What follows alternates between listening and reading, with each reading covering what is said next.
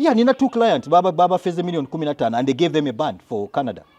They came to me ne bangamba ne ate wachi batuwadde band. Ne mbaga because empapula ze mwateekamu waliwo dishonest somewhere. Naga dishonest ne muga ne mubuuza gwe kati empapula ze wateekamu wali ozimanyi. Mbwa bank statement yani mbaba agent yagitufunira. That was it. Kati bank statement yoyinza okusanga baginyumingizaamu abantu nga ajja gigula. Bazigula mu bank. Agent afuna bank statement. Bazigula mu bank. Najigula. Bajigula. Olusi ne bank statement kati I'm telling you this Farouk and I'm telling the viewers. Bank statement eyo gyofunye. Ono akola mu bank. Akola ivinga nabaki? Ne bano ba agent. Ba agent. Ne babafunia bank statement ya Mubiru Simon. Eyiyo. Ngeri proper. Eriko million nga 5 ne bakola empapula Mubiru Simon ye sponsor wo. Ne bibisigadde ne babikola. Byo bulina bajja kukolera empapula. Naye nga bank statement eyo bagijje mu bank. Jeri mu bank. Nga bali ne bakuba jeri mu bank. Naye kati awo otuukira problem wano ofuna problem ogenze oba ku interview. Bakubuuza Mubiru Simon akola mulimu ki? Ono yakugambye agent jangu byonna nyabitaddeyo bagenda kuwa visa e Canada. Otutegeera. Mubiru akola mulimu ki? Already bafunye information eya ku Mubiru bana aba visas. Bayina direct calls to banks to organizations. Buli kyoba wano bajja kuba simu kusinza ku kyoba wadde bakube babuuze. Ba client baba kolya paperwork. Baba kolya paperwork ne bamubawa ne bamubatera nayo. Ne bamusubmittinga. Ye yamugamba nti yagenda kubigalo. Bamugamba later gwe byonna bitukwasa. Ye byonna bibakwasa. Bawadde sente. Milioni 15. Milioni 15. Zali asatu 15. Sister ne brother 30 million. Otyo 15. Naye nga toyo yali omuntu bali abantu ababiri bokka. Naye you can imagine abantu bameka oyo agents bakoze. Nalabye babani waliwo ekinana oli gwe nalabye nga alina abantu kinana. And the viewers I'm telling you this bana abasajja temubanenya kubaninga. Why? Because of dishonest. Farouk ne wojje wange ng'olimbye. Kati wacho onenya Canadian government okubaninga abantu abo. Kuba kati ono omuntu akoze application yetamanyi. Naye kati gwokozeseza omuntu gwe wesiga agent. Okiraba? Nakolera empapula zonna. Ebintu bikole Farouk. Naye nga ate osobola okukola nze kyenjagala okuwabula abantu baffe. Osobola okukola empapula zo with consultation from someone. Gwe nga gwa byekolera. Obyekolera. Era nze baklasi banga basinga bajja Farouk abakola consultation. Tebampa instructions mu bakolera application. Kuba nze sikola mpapula. Naye mbabuulira kye weetaaga. Genda obyekolere ne nkulya kino kiri. Kati I give you an example kati nga ekya family ties. Kiri very common with visas. Okimanyi family ties. Naye okimanyi abantu abasinga tebamanyi what are family ties. What are they? Family ties, why bagamba family ties? Ekintu ekiragambo ojja komawo bw'ona ogenda eri. Olina omukyala wano omwagala nnyo bw'osula nga teyebase naawe ku kitanda. Tosobola kwebaka. Kati that's a family tie. Mukyala wo. Olina abaana bo. Ogamba abaana bange sobola baleka wano nina okubeera n'abaana bange. Those are family ties. Then projects kati oyinza okuba olina ozimba. Olina land titles. Togenda zikola forgery.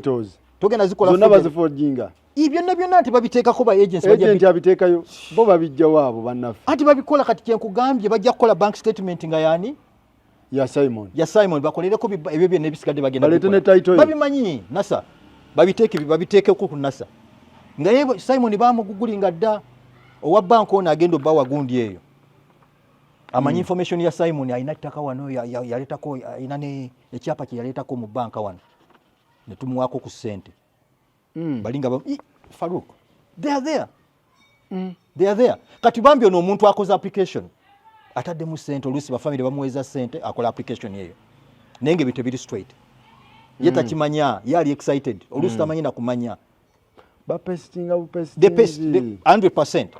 Someone can challenge me on this but majority of visa applications they are pasted. Abantu be basinze okubaninga bonna wakayabadde pasted. They are pasted. Olina agamba kati I give you an example. Normally I refer to scenarios zena facing anganze lawyer but I will never mention names. Olina akugamba kati tata omwana wange ajja UK agenda Canada naye tata njagala mufisa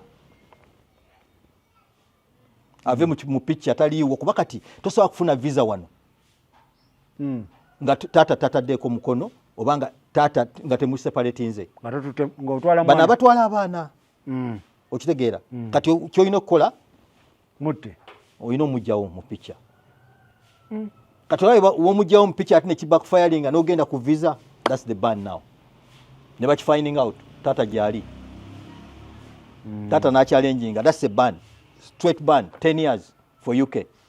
Canada 5 years. Nawulidde mbune visa mbu omuntu akwata agent akwata visa card yemu n'asasula sente za visa for payment. Hotel booking card yemu which is allowed. Kati nganze nina card ya company yange Simon & Simon gye nkozesa okupaying applications z'aba clients but they will never register babamanyi eyo card esasula omusolo e UK. I've got it. Naye kati ba agents wano ojja kusanga mulimu ne scenarios nga gundi kimanyi nga gundi ezimu nzibe credit cards nga ziri fake zitya nga bagikola ngeri fake kati ne bafuna credit card nga ya muntu ne bagikolamu kiri common in Nigeria ne UK ne bagisasula ne visas tickets no nakugulira ticket natuka ku kisawe ne bamukwata nga ticket ngeri ki nga tena no nga nzibe nga card bagibba. You can buy cards. Kati my credit cards was kwata kugwe. Osobola okugulirako ticket. Kyovula kati even account gundi wobo traveling. Airlines zigamba traveling ne card yo wagulideko ticket. Yeah. Some airlines will tell you travel that card your card ya wagulideko because bazibanga ne bazigulirako ticket. Kati airline nekigwamu. Airline yekigwamu ne babanga ticket zibanfu zibannamu. Ticket zibannamu. Naye nga card gye bagulideko si yaki. Si ya muntu. Si ya muntu yakuwadde card eyo. Si ya agent. You can find out even oyinza okwesa agent nga akuwadde card nenga terina mannya ge. Nenga card eyo ngabagikola hotel booking bichi tickets. Kati nze nina card yange wano bwe nali nakajja mu November. Gibraltar 620,000. 620 pounds. Bajijako sente. Ninga nzisige nako Gibraltar. Zezo zowulira kati waliwo yagulirako something e Gibraltar. Yafuna information ya card eyo. Yeah. Kati card yezo nosanga nga card kati ba agent bakola emivuyo jijja jityawo ku card. Anti kati ba agent gundi yo inokwegendereza issuing government yegendeza card eyo gye bakozesezza nnyo. Baba giraba bagiraba mu system yasasulira nambemu yasasulira mfe yasasulira mawa yasasulira sakozi nesasulira mawa ne mawa twamumako visa twamubaninga yasasulira mawa ne tumubaninga esasulidde ono aina sanction naye nga gwe tebakugambye mbu eno kadi gye twakozesa baba bagiraba kweri ku system baji red list the red list naga gundi kadi eno gye basasuliddeko twamumma Farouk the dead risk gundi ono gye basasulidde twamubani ono bakured listing twamudinayinga entry bakured listing ne bagiraba kadi kati kadi eyo ne bagitekako red mark ye triggering awali ku system anyone aba agenda okwandolinga that application abalaba kadi eyo kati bagamba akadi ntusoba gishinga kati nze agent nendeta abantu bange 8 submission ne submitting bagenda oteekamu nga kadi yemu nenga agent akugamba mu kadi eyo agent abakimanyi nti kadi eriko problem abakimanyi abamu bakimanyi ezimu nangule ezo cards credit cards ngule atago visa abatabi ebyo tayagala biwulira credit card emu ngule kati nze na luckily enaku zino credit cards zitukigalinga ku gundi ku simu yo bobo kola purchases naye before nga omuntu ayinza okwesa kadi yo nga tomanyi ogenda okufining out nga bagirako omutwalo gwa pound you know so that's the issue naye nga ekireetedde abantu okukola bans ku trustinga nnyo muntu n'afuna omuntu nagaa kati musasudde ankolere buli kimu kyonna nga gwe teweekeberedde mu bintu byo nga olina obikebera obikebere ntya anti kati ono agent alina okuwa fayiro yo it's your right no before even you go for the visa you go for the fingerprints kuba it's no interview you go for enrollment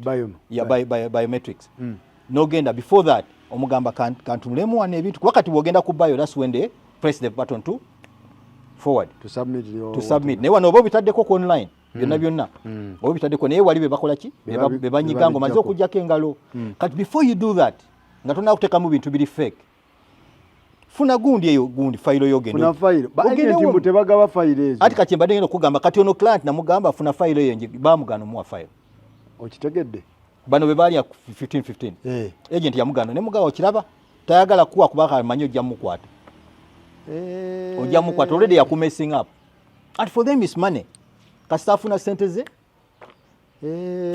agent wakolera ebintu tunoonya kati solution abatanna kigenda before babeere nga tebakigwa wobo wadde agent yes soko ofune ebintu yo nawe okoleko research obiyitemu naye ate Faruku n'abantu abamu ogenda ku visa nga akimanyi bank statement bagenda ginkolera abakimanyi kati otalina lukusa kusaba agent mpapula abakimanyi because oba weewaayo nti abikolera kakati awo tobanja ababikolera you know kuba kati oli wofuna invitation a sponsor what they call the sponsors sponsor nakuweza invitation eri genuine kuba ezo normally zijja direct kati wofuna sponsor wongo omumanyi direct to direct abasobola okukola ki okuweereza copy yo which is genuine naye kati ekisigadde biri more than even the invitation family ties nazikuleetera family ties kati goyino zinoonya zizo anti ya agent agamba nze nzirina naye nga ate kituufu bwaki agent agamba nzirina ate nga gwe publication yiyo kati awo naawe oba oyingidde mu byaki naye baba bakufeze awo oba obiyingiddemu kyova abakuwa bbaani nga bagamba gwe bo tebajja kutunulira agent tebatunulira agent bo bamanyi gwabyejjuliza naye obanga wagambye olina bakubuuza bayire ku forms did you fill in this form yourself yes sometime agent akugamba seka yes yes kiringanga Faruku bakwata kati olina enjaga ng'otwavulinga n'enjaga wali ku kisaawe bagambye totwala migugu gy'abantu bw'oba otwavulinga bibyo tokwatako omuntu nsawo omukwatiddeko ensawo bakubuuziza eno ensawo gwewagyepakingidde yes awo oba okiyingidde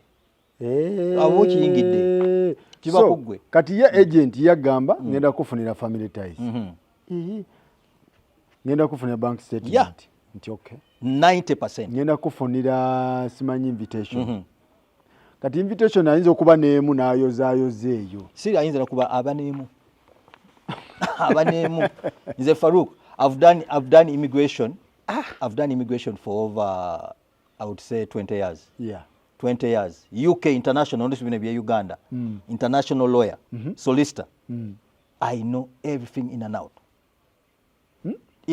nze tonde ngabwe nagamba application ya asylum mboli UK ononya application because they are about training okukola ebyo kyova tebatukiriza nze sisobola kukolera gundi story yo naye nga tebwe kukolera story Faruku kuba jize bansomesa okukola story kuyisaawo kyova tebatukiriza ffe baloya kuba muzimanyi eri gundi yange nze ogikola n'omuzungu n'akiraga wow nakuwa asylum full refugee status you know tebatukiriza naye kati kyovola abantu bakola copy and paste abatabimanya abatali baloya nogende wagayi nagamba ffe tukolawo nagundi akola tuli mukafulu mukola paperwork kati akola atula computer ye nga ina abantu benga 10 invitation akwata ya mukolo akyusaamu amanya olusi neyerabira n'ebirala eno byataddemu ebikwayo bitakwatagana noono you know n'abiteekayo kati zozo obulira ddinayo ate kati omuzungu kasaafuna dishonest on you nagamba oli dishonest that's it waliwo era mukwano gwange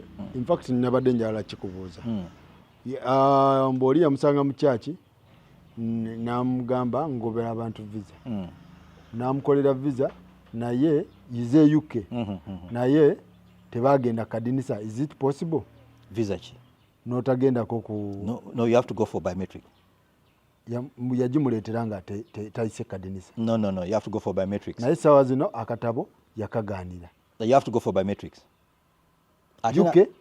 UK you have to go for biometrics omuntu takulimbanga you have to go for yagenda kuleetera visa nga tolinnya eyo you have to go for is a diplomat not a diplomat you have to normal person anyone you have to go for biometrics olaba nange mwampadde ya 100 years one ye Uganda you went in person bangambye nga bamaze okusasula nabadde ngenda ku internal affairs I went there nga nasasudde dda ku online naye ne bangamba kati jangu olete proof akatabo ko original otutegeera balabe oba yeggwe then baleke bakujjeko engalo n'amaaso baani abatagenda kadinisa ke UK? Majority of people go. Majority? Okujjako ba diplomats I think, but anyone who applies for visa you have to go for fingerprint biometrics. Oliya nga embu yagimufunidde nenga teriyo kati kuba nina client era yankubirako after the shows twakolako bamulyako 5,000 euros amujjeko people have money bamulyako 5,000 amukolere gundi y'abaana visa y'abaana. Omanyi when you are born in the UK, when you are katinganze nga nina obutuze bwe UK, omwana yenna gwenzaalidde wano anywhere in the world automatically abeera British. Naye nga ate because nze saazaalibwa eri nafuna bionaturalization omwana wange mba nina okumufunira procedure eri different si ya online kuba applications zonna ziri online eza visa okimanyi kati all over the world but UK majority of applications are online naye eneya ey'omwana erina kuba by paper. Okay.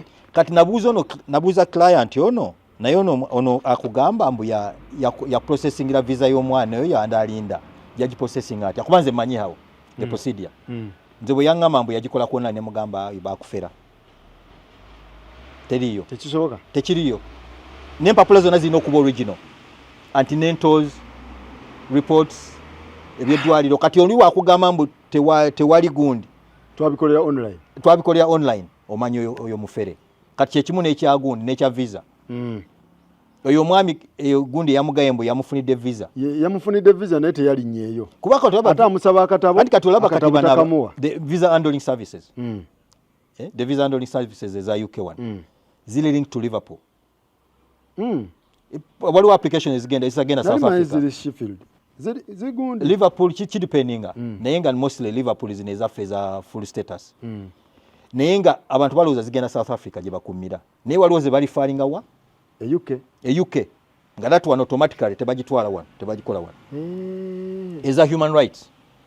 What I mean human rights ng'olina abaana omwana wayagala agende UK ne bamuganye wano bamuganye okufuna visa that's human rights alina appeal or administrative review automatically naye ate waliwo visas ez'okuvisitinga tebakuwa na right of appeal. You don't get a right of appeal. This visa tebakuwa right of appeal. You can resubmit bw'oba tokozeemu kulimba you can resubmit naye in most cases kasookola okulimba mu visa yonna ng'okola application bajja kuwa ban for 10 years ne wooli baani kasotandika okulimbalimba ne wooli baani kasaba kuwa ban is a ban for 10 years. Gundi ne Canada egaba wano Canada is 5 years. UK muli kumeka 10 mugaba 10 years 10 years olina ogivuga 10 years. Kati I give you an example scenario that's 8 years ago omukyala ali mu office atumye messenger genda onfunye ka birth certificate bali they are rich mwami akola mu bank one of the big Barclays bank omukyala naye HR one of the big organizations gundi falo genda onkolereo ka birth certificate k'omwana kabuzeeko ku application bakoze application bagenda ku visit just visit kulya ku sente ka birth certificate n'akamitenga kali stamped well and signed.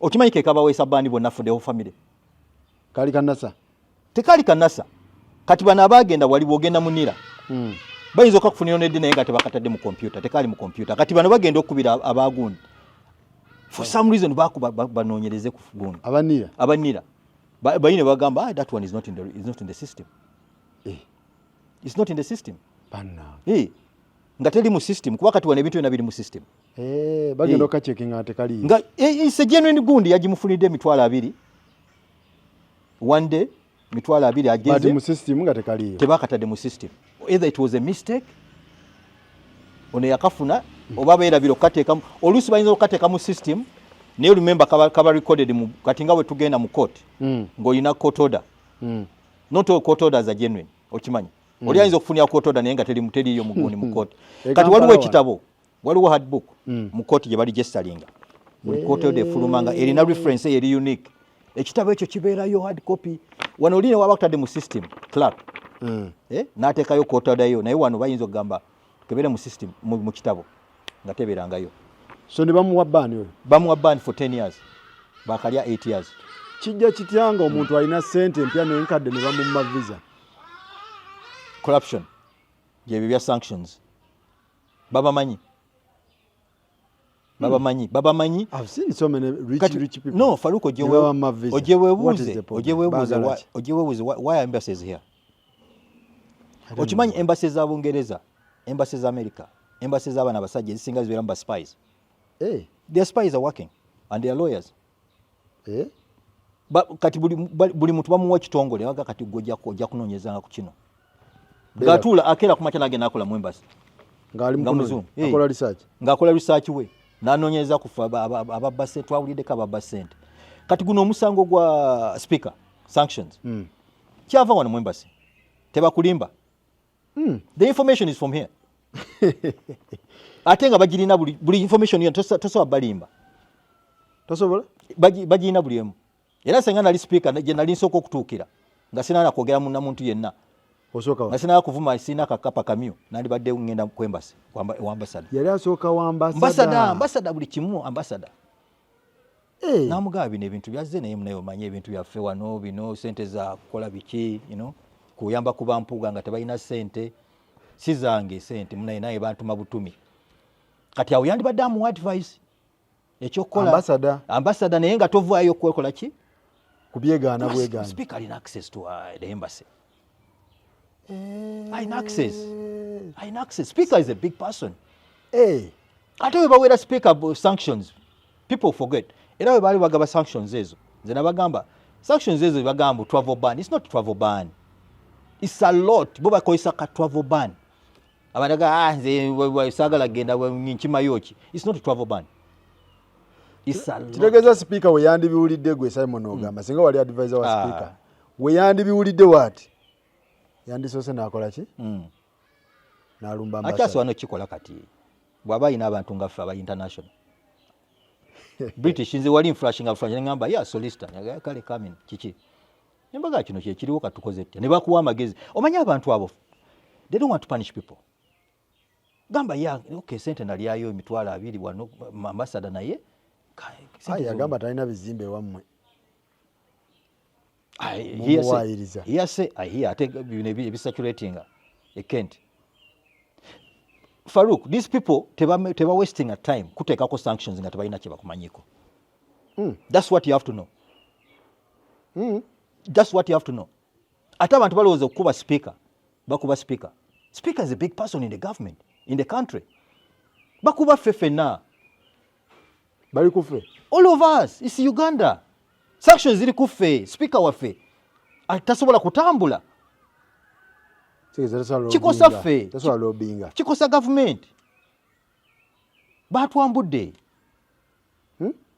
era if I was the government advisor straight away nalibadde ngamba speaker you first resign immediately tukole investigations are you sure resign tukole investigation kuba kati gwe sigwe speaker is not you kino ekintu kya government kya nsi yaffe buli omu amanyi speaker wa Uganda bamutaddeko sanctions it doesn't look good okitegeera it doesn't look good ng'oggyeyo bya politics tutunulire public image sanction zino zikosaani kati nga ggwe munnamateeka wetuwulira sanction kuba kati abamu tuli mu kyalo abamu tuli mu kibuga abalala tetubimanyi tuwulira sanction tuwulira nvumbo zitegeeza ki we bakuba omuntu sanction biki ebijjirako sanctions is a big thing kuba kati bo bakitwala nga basooka na travel ban ne bayingizamu ekya sanctions but however sanctions is something bigger than you the person they have put the sanctions on it takes your family kati ojjukira family ya speaker bayite babogeddeeko bagenda baleeta ojja kuwulira bajjajja maama taata n'omuntu yenna even the banks you associated with in Uganda they also already kiri naye quietly banks ziri ku gundi ziri ku bunkenke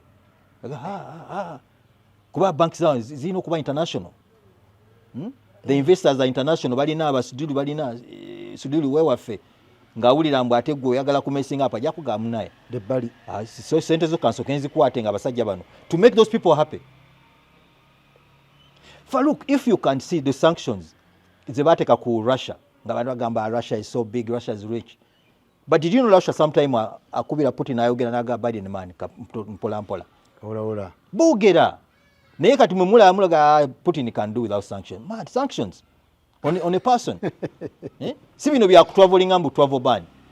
Kubaka tulaba zitambula mu nsi endala zo so expecting. How? And by the time wowuliranga sanction eri Dubai omanya alinayo property omuntu oyo. Kasi owulira mbu Denmark alinayo properties. You know? Naye kati bone ne bakyerabira mbu wadde sente osadde mu baana naye bajja zifollowinga waliwo twali tukola program y'amateeka naye nga era bali ku bino bya sanctions ebi abantu sente ze bajja wano ba politicians fenga lawyer te bazitwala banzijako certificate yange sente ziri influenced by political zivudde mu political person tozikwatako no money laundering, that's money laundering. And it's a lot. It's a lot of money. It's a lot of money. So sanctions is really bigger than what people think. Kuba nalabye ne husband ne babimuteekamu. Ate bigger. But husband even kijja mukosa nnyo. How can you incriminate somebody by partnership? By what? Omuntu nga just olw'okuba akubeera kumpi n'omuteeka mu bintu. By association. Criminal by association. Criminal by association? Yeah. Criminal by association. I'm not saying speak a criminal because by no but I'm saying any kasaba kuteekako sanctions kasitobba Farouk ng'obadde otambula nange nobba naye balina okunkwata first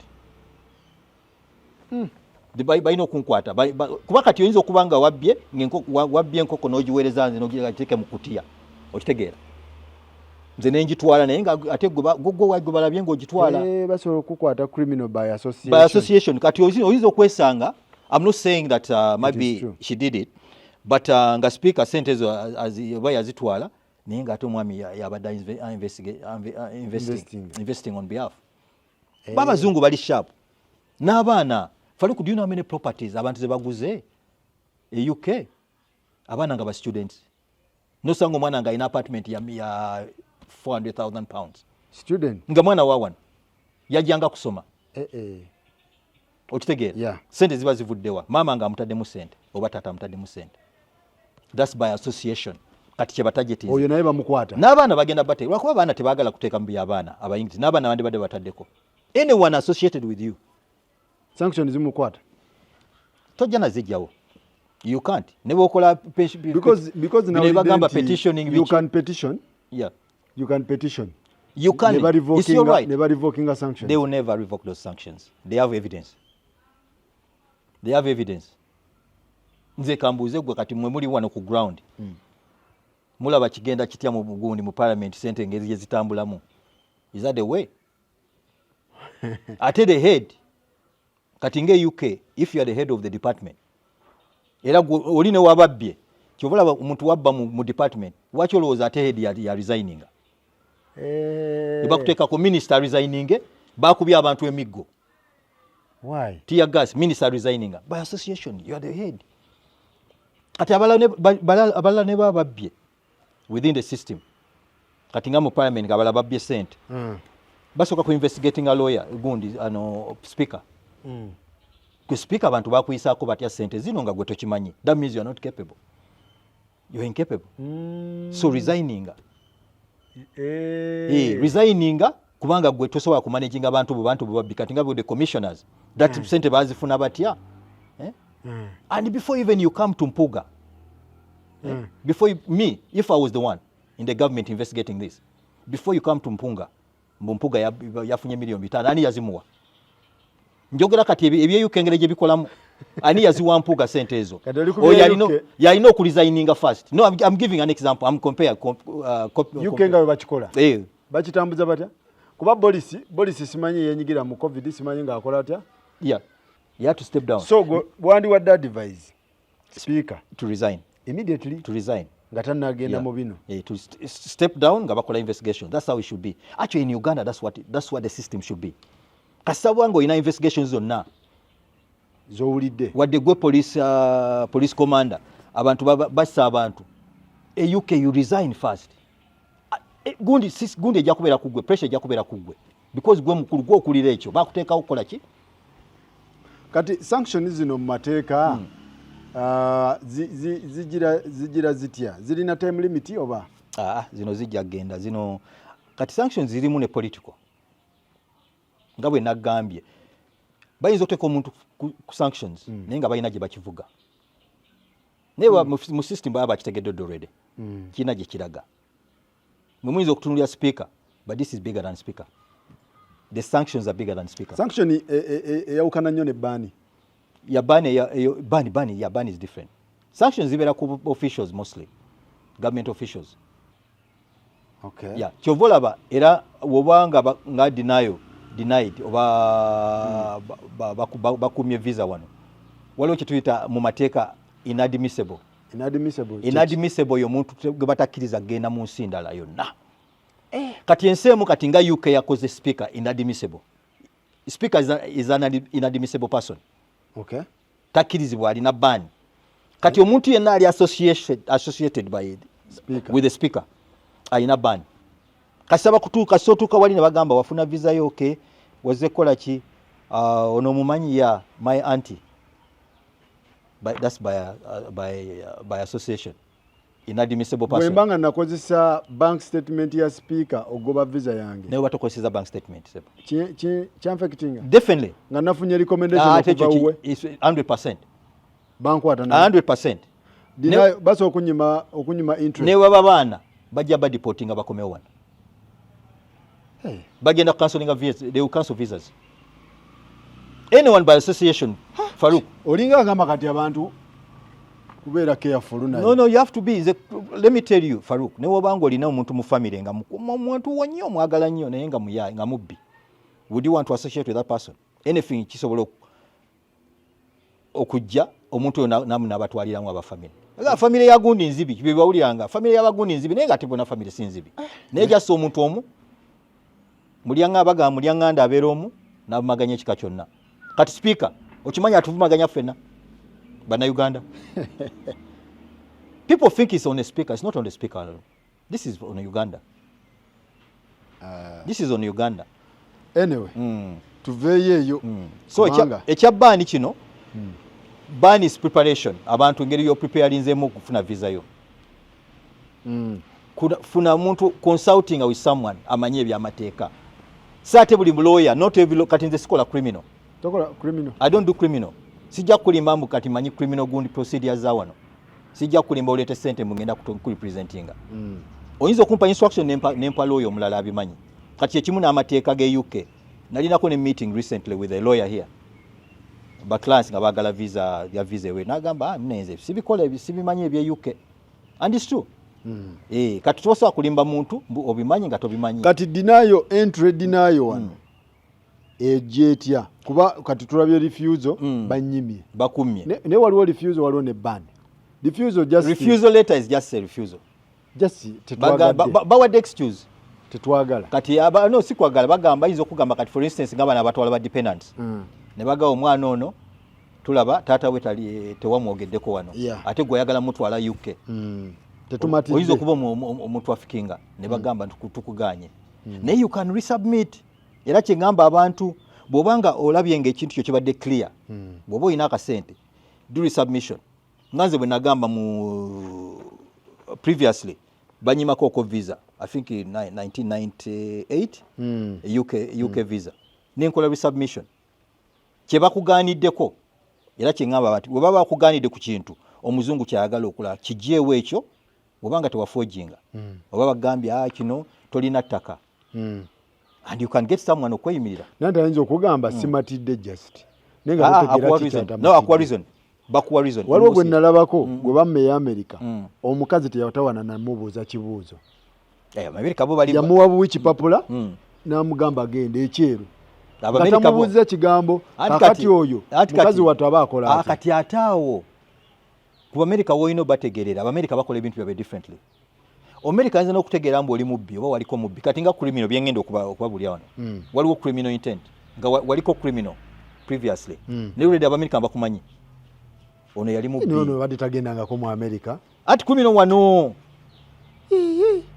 ng'oyinako kye walina omukazi wajja kadinisa bwati omukazi teyamubuuza wadde question anti baba ulede bakoze research ogenda ku visa already nga bakunoonyerezaako kyo yaliko Malaysia yaliko Thailand n'empapula z'obawadde Farouk already baba baziyiseemu abagamba bugambya empapula gwe before you go for kadinisa already baba bakuyiseemu dda nga bakudiginza anti gwe wabibawadde no signing n'ogamba basobola contacting a third party in reference signinga so they can contact anyone ne wabajjajjawo mu kyalo okufuna information bo baba beekavalinze kati gwogenda okujja kadinisa tata wana agamba kati wawogezaako n'olwanga agamba no reason twakumidde kweno naye ate abayingirishi bo bakuweerawo reason bakuwa reason bakuwa refusal letter straight away tetumatidde ku kino bank statement sente wasaddeko mulundi gumu dayo wesorting kati wesortinga kati refusal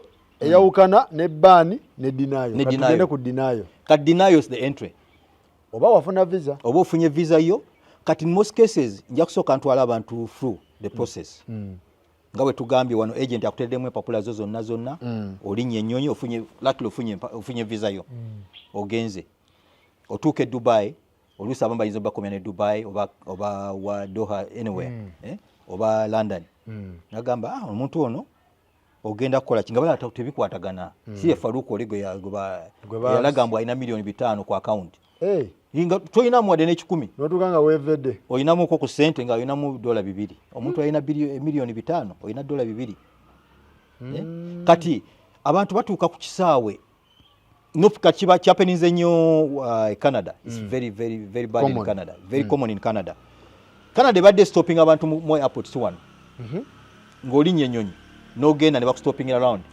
Addis Ababa where naye kati wali babaleka kasaba nga bayingiddemu badinayinze nnyo bakuwa visa wano bakononedde time naye ne bakumira wali kati the first one is providing proper documentation otuuse wali bakubuuza documentation Uncle Bin iki waze kola ki naye nga tobitegeera documentation ze wawaayo si gwe waziwaayo tezikwatagana ne barifaringa ku documentation ezo ne bagamba teziri proper okusinziira kuba babina mu system wo akubuuza kino naye ngoleda akirina kiwateekayo babisoma wali akubuuza question nga asoma wali ku system bwe biwateekayo tebagala kukwata tebagala kutawaanya bo bali ku procedure ozekola ki kadde ne waliwo financial resources sente ze wagamba ogenda kubeerawo ne sente mmeka 13 eza pound naye nga tolina na credit card tolina sente munsi bakubuuza olina sente ziwatamu sente mmeka $2 ate gwe yagamba 13 zogenda okubeerawo 2 weeks ku conference ate olina $2 kadi eruwa ati kati okegogirina naye oba togirina waliwo abagenda atagirina nga tagirina jukira bamukolera bukolezi pepa ate ne kadi yennyini okimanyi basobola gikuba ne bakebera ate kadi yali yawa agent kati kadi weba ya agent newe bayiyo nga sente bazikuteerayo mu bank statement gimwakozesa yali ya agent gamba newe banga kadi iyo bank statement yali iyo naye nga sente baziswitchinga ba clerk mu banks ne baziteekako babadde bagirwanya kati obubonero bukulaga nti kati bagenda oli dishonest uyo muzungu asobera dishonest ekyokusatu kiriwa ekyokusatu failure to security standards criminal background abantu babeerawo nnyo mu system kati ng'olaba Uganda n'ofuna akasengu ne bakutwalako ku police okimanyi police zano ziri recording ebintu mu system n'ogenda nawaddeyo sente bansi naye nga oli mu system kati wane bakubuuza olinako ene criminal record naga no I've never had agent ataddeko no kati bo nga already bakifunye mbu olina Interpol yababuulidde ono yalinako kagundi bwe kati mutujju just even drink driving is criminal in those countries drink driving is criminal naye nga wano bameka abanywa omwenge so buyinza okulemesa then wabaawo ogundi health standards Canada basaba ne Rusi basaba ne HIV basaba waliwo gundi ze basaba gundi tests ezo bo tebagala bulwadde obuleete mugundi mu public zaabwe okitegeera kati n'obanga ate agent yateeka mu birala tolina bulwadde yellow fever yellow fever oyinza okuba ogina naye nga kali fake ne kakomya wali ku kisaawe abantu bo bino bifuna ebintu byonna nga biri proper ne wobo bikoze naye nga abantu betaaga briefing betaaga briefing then wabaawo intention to return awo bakwatira ki ekiraga mbu ogenda kudda tugenda kukkiriza okuyingira olina abaana bameka? Nina abaana 3. Wajjukira agent yakuteeramu bintu byo afunidde visa abaana olina abaana 3 bamanyi 3 first born wine emyaka emeka? Tebakubuuza date of birth. Mama baba banzizaamu interview ate. That's gwe mulimu gwa officer. Tebagala bakikola. Entry clearing officer. Anything. Just question emubwete nga bakuza wali bali. Olwedo obagambye olina abaana 3 tomanyi na first born to return. Omuzungu tomanyi date ya birth ya mwana. Faruku. Oba olimba. Faruku ne wembanze nawe kati ne okumusanga pozi muwala ogundi ya Rashida yazalibwa ddi? Oba manyi. Oyinza okutakula ku mutwe. Bafa abasajja tetubeere tufollowing. Tetufollowinga. Omugamba in Africa we don't follow. Naye kati wano kubya visa my friend wobo bitaddeko ku form. Buli kyotade ku form eyo sula nayo ngo. Beera ng'ogimanyi. Si bino bya kufuna visa n'olowooza bufunye visa omaze. Revising your form bye wateekako. Kati abajja ku denying entry. Nagambye guilt of misrepresentation. Yes. Misrepresenting yourself. N'oyogera kino ng'ate kirala kyolina. Okwennyonnyolako nga wennyonnyolako si kyekituufu. Tokisobola. Si kyekituufu. Walimba. Faruku 99% tulimba mu forms. Naye olina okulimba okulungi. Okulimba okutuufu. Abazungu nabo bali dishonest. Naye balina engeri gye bakikolamu bo. Walabanga Boris. Walaba Trump engeri gyalimbamu n'alimba abantu ne bakikkiriza naye ng'alimba ng'omulaba ali. So limba ng'olimba bituufu. Olimba ng'olina facts, ng'olina gundi, olina facts zo. Then ne wabaawo inadmissible kye nagambye ng'oli associated by omuntu alina ban. Omuntu alina sanctions. Tuyitawo wali. Mukwano gange yangamba namwegaanirawo straight. No, you have to. Katinga wali era teya boarding in fact.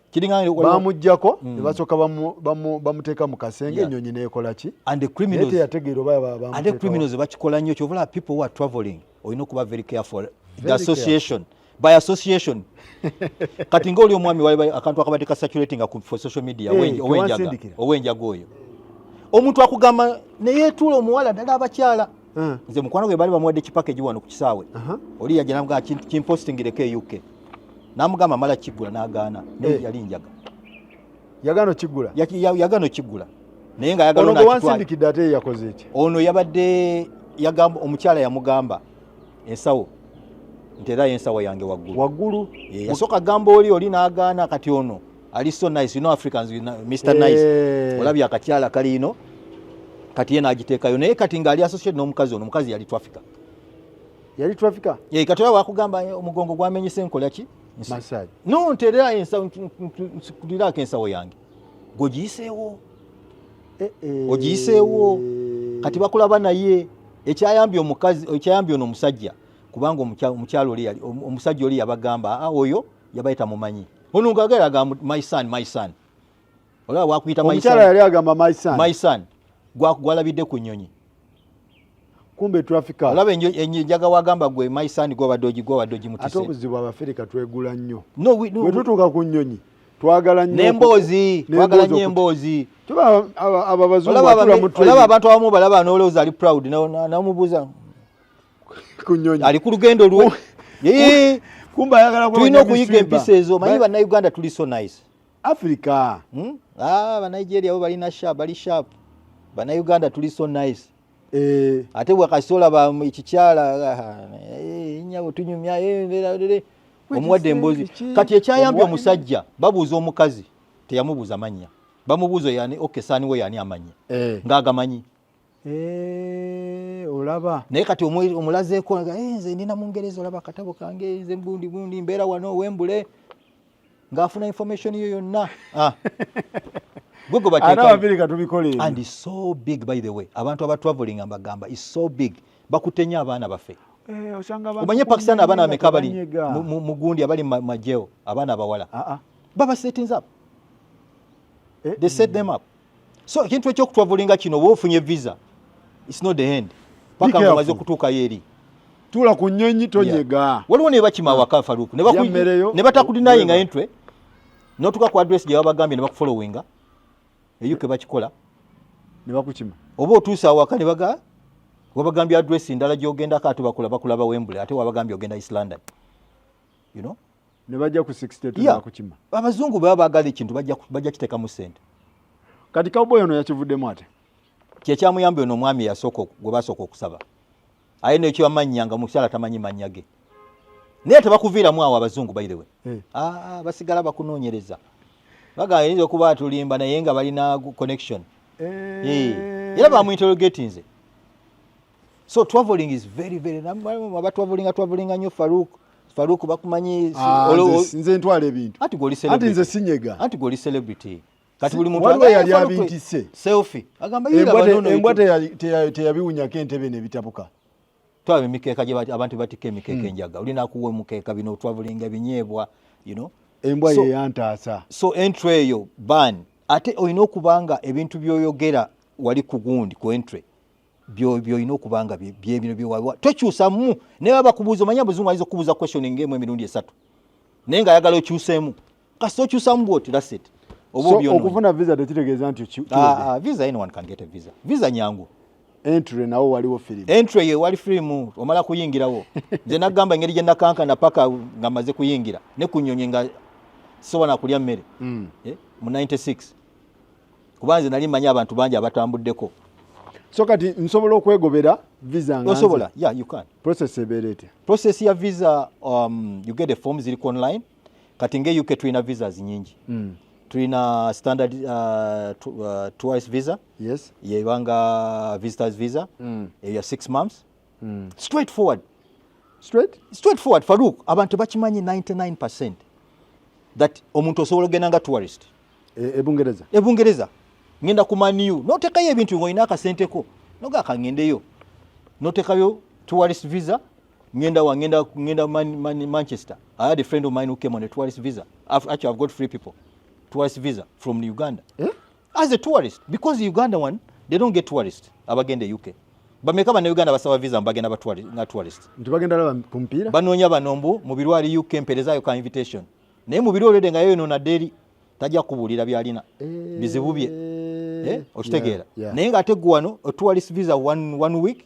million nga 15 oyinza bagamba obeera ko nozikyanga myezi 6 you can work on that account. You can have 15 million in the next 6 months. Nogenda ku tourist. Olina ka mobile money ko. Nogenda ku tourist visa. Ngoine ekyapa kyo, oyine endagaano, notekayo. Kata itoyo. Yeah, 110. I think it's 110 pounds. Kati bwotuuka eri awo ofunya ba mubiru. Nokyusa. Kati waliwo abana bagenda ku voluntary visa. They are voluntary visas. Which obzeziri what? Voluntary ofuna ekitongole eri. Genda ku Google. Togenda mu agency bakubako sente milioni 15.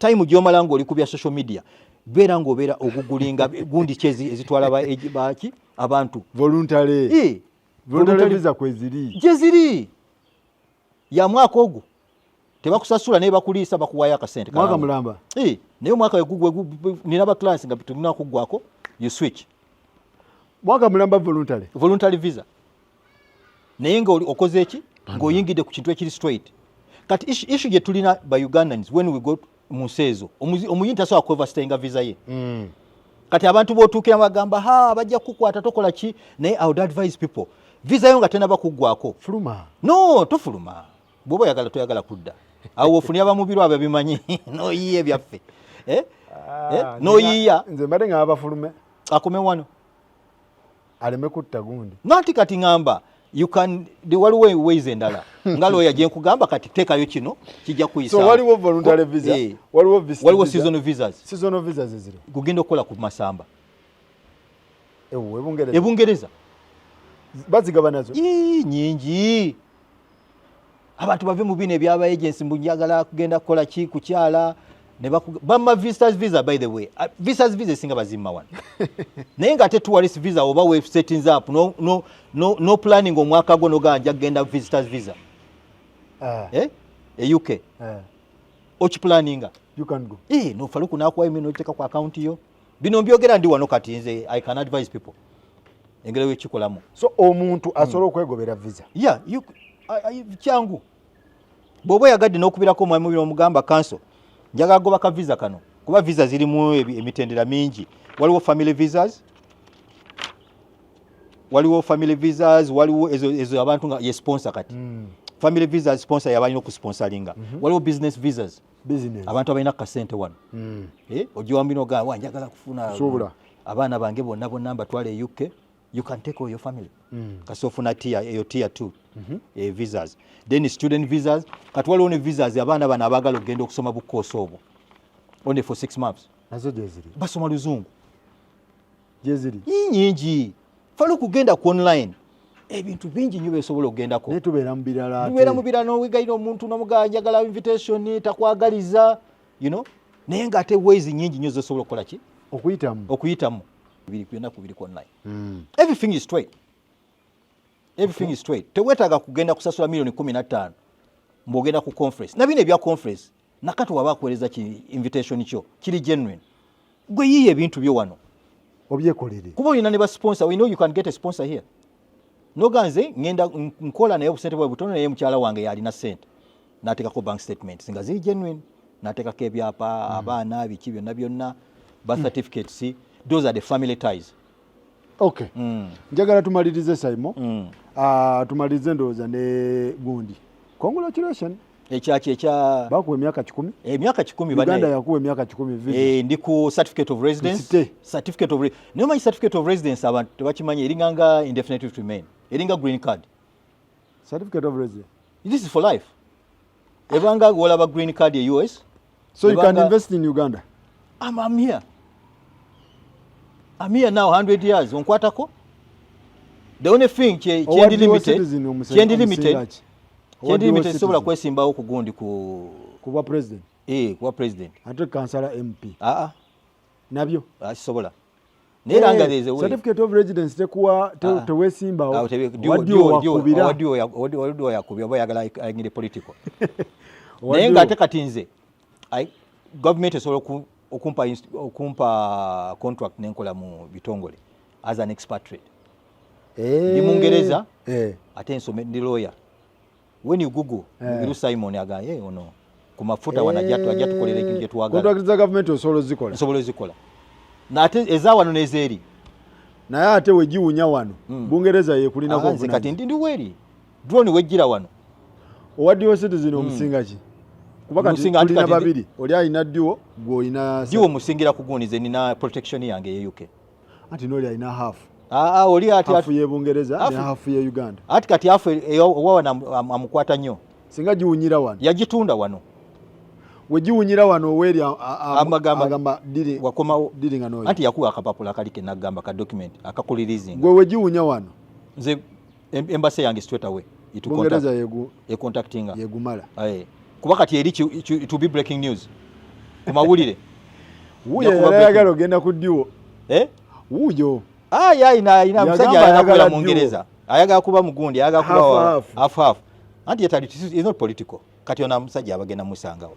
Naye ffe baloya twagala nnyo okwogera binye ovumye, naye obanga tuli mu gundi. Naye nga kirungi n'osigala protection. Bakuwadde bate emyaka 10. Bulijjo bagaba 10. Inasaba 5. Naye I think bakyusamu bagabanga life. Naye wano ku system manyi tebabi they don't update things information ku system. Naye nga bagaba 5 10. Naye nga kyenalabye 5 10 gyaba foreigners. 5 ku 10. Us we are former Ugandans. Visa free. We are former Ugandans. Wetaye. Netaye kati. Tokyaddamu kugenda ku applying visa. Era I'm going soon ngenda kukyala kunange nkoleka shopping. Ka summer shopping. Obo ina koyagalayo mulira mu Max and Spencer. Kola shopping list. Simon. Shopping list. Kade tutegeeza. Oyita mbuyisi. Wano neri kati era bw'obodda tosaba visa. Era visa yabadde mugundi. Visa eri mu katabo akabangereza. Mwe bagitadde? Mwe bagiteeka. Tebateeka ku bipapula. Eri mugundi bampadde sticker. Ka sticker kange. Abenyo meri certificate. Bampadde ka certificate bakikuwa. Never name mufune certificate of residence. Mufune certificate of residence eyo nungi. How much to apply? Only $200. $200. Ate nga abantu twaba procedures zonna nze pro bono nakola pro bono. Nze ebintu bya pro bono. Tosaba visa. Tokyaddamu kati kusaba visa ya Uganda. Myaka 10. Weyagalya ofuna. Ate ng'enkya bwe nfuuka chief justice mba mbikyusaamu. Bwe binaakyukamu. Tetubikyusaamu uko. bikyuka kuba kati tujjewo ebintu bya certificate of residence omuntu ayazaalibwa wano mu biru omusajja twali mu gundi wali nga tugenda ku ngalo omuyindi n'atunuulira nga nkutte empapula zange alaba akatabo k'Ebungereza ate alaba ebintu byensabye naye bambye ye nga bamuwadde ka pamiti ka myezi 3 ke nalingako esatu nga extend obeera ku bunkenke £50 bw'oka overstayinga buli lunaku bakukyajinga $100 mu Uganda naye buli lunaku $100 kati buli lunaku $100 kasi overstayinga every day $100 tebatubimanyi pati babakwatira wali ku kisaawe tofuluma nga tosasudde woba lake ng'olinayo aziri amangu n'omuwaayo ekyawo naye $100 kani imagine kati overstayinze namukwano gwange yabeera wano emyaka 2 ng'alowooza ye mubiru myaka 2 ate nga naye lawyer naye nga si wa immigration ne mugamba myaka 2 gwe olimu overstay you know so baba kucharginga buli kanako $100 kasokola overstay Uganda Google $100 naye kati olaba nze sialina visa bya stress ebyo you know sijja kulaba wagundi wa polisi ngambe habayinza okugamba certificate of residence azinga dual citizen nze for me safe kubanga nasigaza obutuuze bwange obwe UK but dual citizen akirizibwa ogula ettaka wano nange nzikirizibwa ogula ettaka nawe okirizibwa ndi ku ground just kwenyigira mu nanga muntu njirina kati olaba gundi abasinga abalina obutabo nga bwe nagamba tebakizibwa kubeera na ID national ID abalina obwerandani US where Canada where tebakirizibwa naye buzibu ki obuli mu certificate of residence omuntu ogifuna nothing era ngamba ba clients abasinga bagitya bada abantu bankubidde Farouk bankubidde nnyo nkoze nnyo pro bono banaye nange natera you know naye nga njagala nnyo pro bono naye oluusi omuntu omuwamu naye ekikonde omuntu nakuwa ekintu kuba kati Farouk omuntu akutaasizza abadde osasula pound $5 for 100 years you know ogambako akasimba at least wadde omuntu akusabye proof naye abantu waliwo omuntu abeerako n'akubuuza kino n'agamba kino ayi n'agende waliwo yangamba yagenda ne bamusaba $2 ng'agenda zisasula ate baziwaayo munnange nangamba yawaddeyo $2 bamugobe ne mugamba yika certificate of residence genda ku online ebintu twabibawa byonna bakuweeyoko twabibawa byonna naye consultation tebagalaga baconsultinga naye bamala babba ate ne balyoka bakola waliwo yankubidde nga form agetinze stack kati bansabye reference nemugamba reference eri ku katabo manyi reference ziri at the back of the passport just a small thing like that naye nga kirungi I'm happy so certificate of residence mugifune nange nagifunye myaka 10 100 years nga ndya butaala bagikuwa n'abaana babaweerako n'abagimpadde bajja kuba tebakyaliwo nga nze nkyaliwo mu system nga baba wa transfer certificate of residence bagimpa nganze kati nga gwe bagikuwadde n'abaana reflecting kati abaana baba dependent bafuniranga dependent nabo balina fune zaabwe dependent mbasabiranga naye very straightforward very straightforward naye nga dual nationality abajagala muto wange eyo naye ekola it's not bad naye kisinziira nga nagamba wabanga US bizibuzibu aba US abo tobanenya batya nnyo bambega kaso switchinga US kati waliwo omukyala eyangamba ye ewaabwe tebagikkiriza is it Holland yabadde wano recently ne mugamba afune dual ng'alina byagobe byettaka bya private land eri bakugamba kasosayine nga katabo kaabwe either Danish oba I don't know the country naye yangambye bo tebakkiriza dual bakwagala obeere kasosayine nga bwoti akatabo ka Uganda ng'okayuzaamu kati afunye ka certificate okimanyi era agenda funa certificate of residence naye nga nungi I'm so relaxed Farouk I'm so relaxed certificate of residence I'm so relaxed ngenda tutandika okukola emirimu gyange era bwe ngenda okukyalako shopping you know ngenda bayita muko nkuba list ennene you know oyinza okumpunya anti nze munaye Primark nyinza ogenda nenfuna noga nze sigenda Primark nagenda Primark ne banzala naye nze ndi wa Primark munnange abamu munaye bagaba Primark wakyongulya Primark bangamba Primark wafubi ayagala ngende mugundi mu Selfridges perfume ya Selfridges pound bitatu naye nga genda obalabeko ngenda kangene mbalabeko abaana nina family Farouk abantu bagamba yakomawo biki naye tulina families munaye tulina obalabako genda obalabeko abangereza ndowooza ebintu bitambula Farouk ebintu bitambula sikyakulaba na stress mu face naye sibeerako na stress Farouk okuva we najja myezi 6 mbadde ono ka stress kankubamu ku certificate of residence ako bandi filing emirundi ena ne kasakagwa kasakagwa kati ogenda sama togenda muzira ngenda sama ngenda kuba musama eri ngenda kuba musama wiki zange ezi wetaaga ogendeyo mu winter wiki zange ezi then nkomewo togenda mu winter nasuka waawo kati stress kati ogenda wabuguma nasuka wewe oddukayo nga watandise okunyogoga wanga abimanye bya winter ngobugawo ne bukunyogoga tusawaka omukyala aganye okufumba batologana waki tebagaana genda weefumbire emmere yo oba oyagala kulya so kati awo okola otya nga aganye okufumba nga weefumbira ffe tukufumba ofumba naye kati wane Kampala tokyafumba Kampala bafumba abakozi we bali falo mitwala 2 ofuna omukozi nakufumbira nakwoleza Ongereza tomufuna owabiri abiri mpuga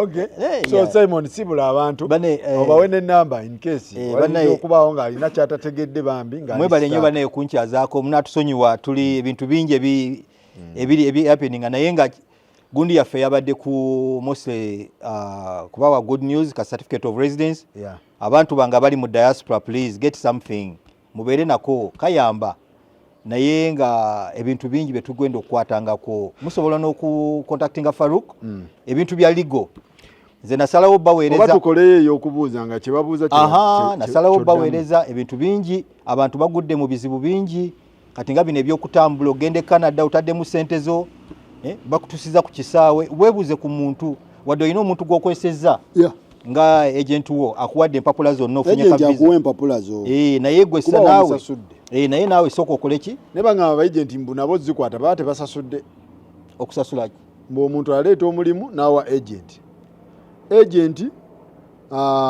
n'atamumalayo naye era bamuwaddeko n'ayagala babawa amuwa ebintu agenti bamuwa ba agenti bali greedy kuba Faruko omuntu miliyoni 15 oba ogenda munoonyeza ki that's a lot of money 15 omwana ali 24 ate omaliriza kuwadde fake visa si akuwa fake visa akuwadde fake papers as copy and paste so mukole research ku bintu bino buliriza nawe noonyereza ku kintu ebintu bino byangu nnyo ffe bannamateeka tubeerawo naye nga ebintu byangu nnyo anyone can get information gy'aba ayagala okufuna naye nsanyuse nnyo okunkyazaako Farouk again abantu badde bambuuza okomawo ddi ku legal clinics tujja kukwatala lwakuba nti obudde Bungereza then nkomewo tulabe so tubatumiddeko mwenna ab'Ebungereza mukulike abagenda okuziika Pascal Saziika nange nali nfiiriddwa naye nga is resting in peace mwebale nnyo mwebalire ddala essimu yange 075 33 904024 that's a WhatsApp number